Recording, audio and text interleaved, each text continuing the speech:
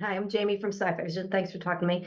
I really appreciate it, and I really enjoyed the series. I went through it really quick because I wanted to know what happened. I really liked it.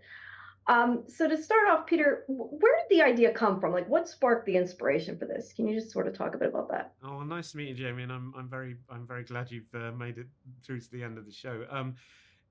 What sparked it was two things really. The first was just a weird kind of spooky event that happened to me once when I happened to be staying in a cabin in the Swedish woods, very similar to the cabin in the show, and at night we would hear a little girl's voice kind of calling in the dark through the trees, "Mama, Mama." And we'd go out and try and locate this little girl, and she wasn't there. And when we went out in the daytime, there didn't seem to be anywhere she could be coming from. And we heard her a few times, and so I think this little girl followed me away from there. And then I was wanting to write something about what it's like to be an astronaut, how that kind of can affect your brain and your perceptions of Mhm. reality when you come back, and also something about some of the spooky stories that astronauts tell on the quiet, and this centered around this woman who was trapped up there trying to get back to her daughter, and for some reason that daughter became that little girl kind of calling for her mum, lost in the forest, and that was the story. Then everything just followed that central narrative of parents and children trying to get back in touch with each other. Very cool. Now, Michelle, I know obviously some of it's digital, but I'm guessing a good bit of it's practical. Can you talk about sort of some of the difficulties in filming in like a confined space, like the space station and that, and sort of how you did that with the wire work and everything about that? Yeah, sure.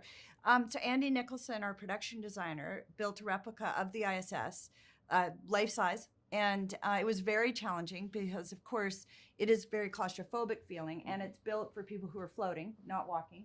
And we had to make changes at times because we'd see the floor, we'd see the ceiling, so we had to put it back to normal. We'd bring in platforms, or we'd open up the ceiling. And Martin Goers, our stunt coordinator and special effects coordinator, built a rig along the ceiling of the studio that the actors could fly off of wires, and they could go forward and back or sideways, which was incredibly helpful. Sometimes Martin would actually operate the camera and hang himself in a basket and follow them.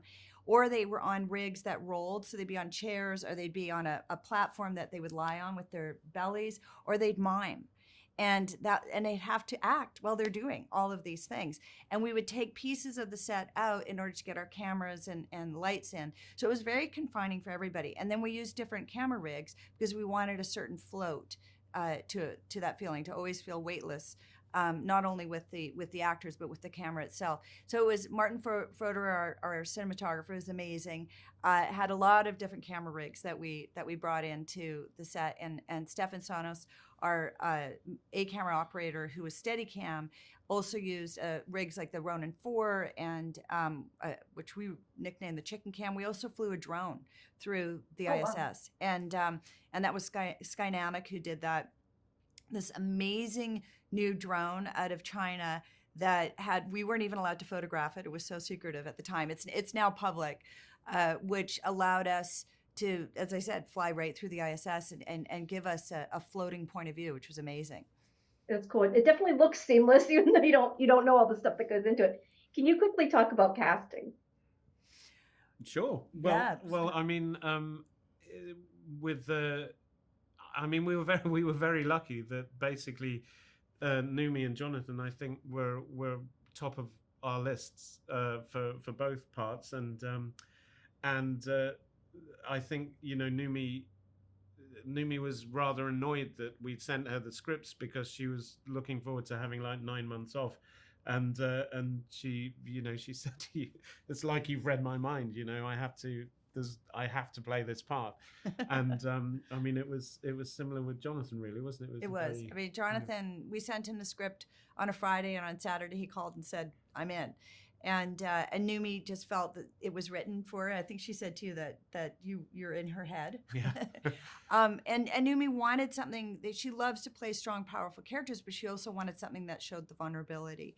And then James Darcy, first choice. Will Catlett, same thing. And then the hardest thing was finding the twins. And we really lucked out with Davina and Rosa Coleman, who are absolutely amazing. So it's really a dream cast. Yeah, it's a great cast. All right. Well, thank you. I appreciate it. Have a good day, guys. Thanks so much. Bye bye.